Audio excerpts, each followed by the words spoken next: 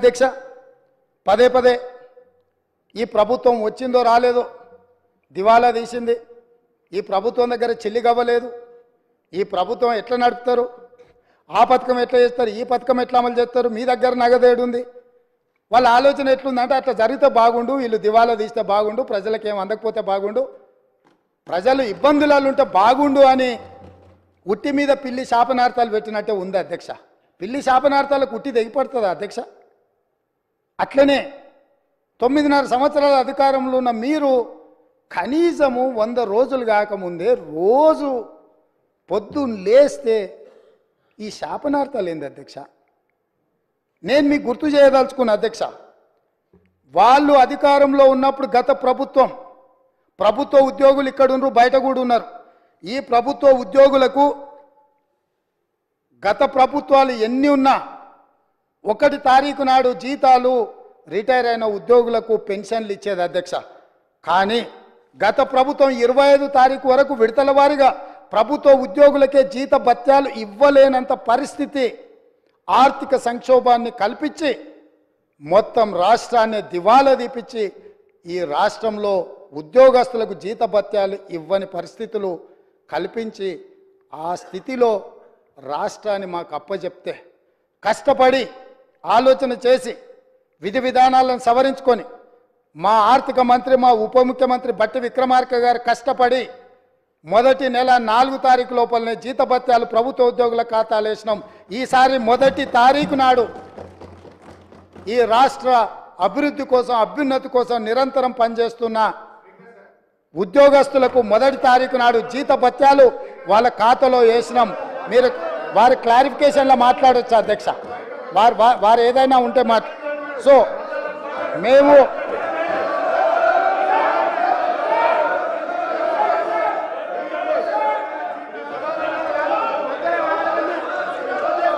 అధ్యక్ష దాదాపుగా మొదటి తారీఖు నాడు 4,800 కోట్ల రూపాయలు ప్రభుత్వ ఉద్యోగులకు పెన్షన్దారులకు speaker sir I'm not yielding శాసనసభ వ్యవహారాల మంత్రిగా వారు పనిచేసిన అనుభవం ఉంది హరీష్ రావు గారికి శాసనసభ వ్యవహారాల మంత్రిగా సభానాయకుడు నిలబడి మాట్లాడుతున్నప్పుడు కనీస గౌరవం కానీ పాటించాల్సిన బాధ్యత వారి మీద ఉన్నది కాబట్టి ప్రభుత్వ ఉద్యోగులకు పెన్షన్దారులకు ఈ నెల మొదటి తారీఖు నాడు మేము జీత భత్యాలు వాళ్ళ ఖాతాలో వేసినాం అధ్యక్ష కనీసం ఈ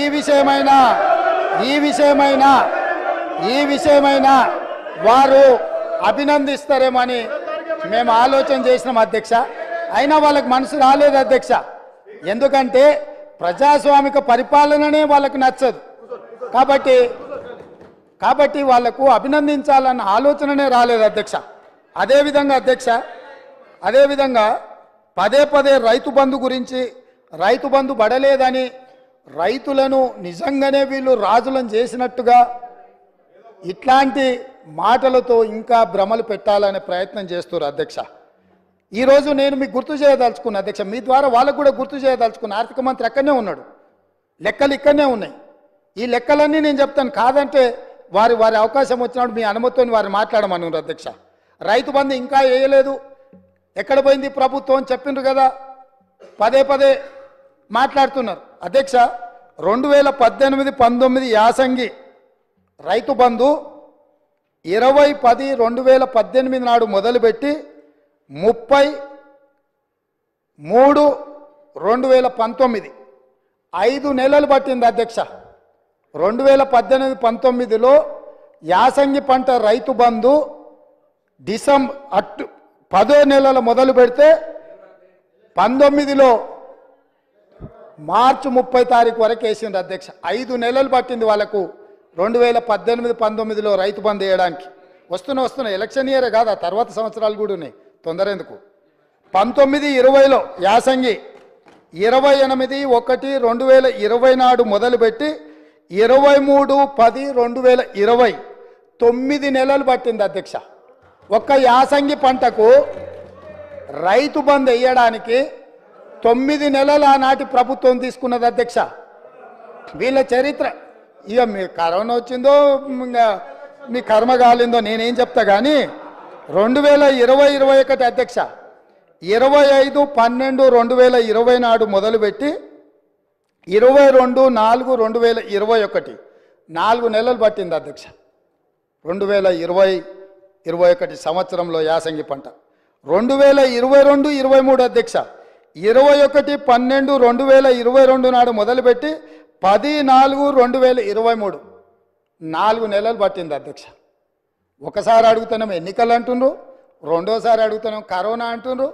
మూడోసారి అడుగుతున్నాం మా మామ చెప్పలేదంటారు, నాలుగోసారి అడుగుతున్నాం అల్లుడు తిరగనికి పోయినని చెప్పేటట్టు అధ్యక్ష. ఎట్లా అధ్యక్ష మీ పరిపాలన స్పష్టంగా అధికారిక లెక్కలు ఈ రకంగా చెప్తుంటే మేము వచ్చిందే మొన్న 60 రోజులు కాలేదు, ఆల్రెడీ మేము క్లియర్గా చెప్పినాము 100 రోజుల్లో వాటిని పూర్తి చేస్తామని. అయినా అప్పుడే రైతు బంధు ఇవ్వలేదు అని గగ్గోలు పెట్టి రైతులను రెచ్చగొట్టాలన్న ప్రయత్నం చేస్తే రైతులేమన్నా అమాయకుల అధ్యక్ష? వాళ్ళకి తెలీదా ఎవరి చిత్తశుద్ధి ఏంది,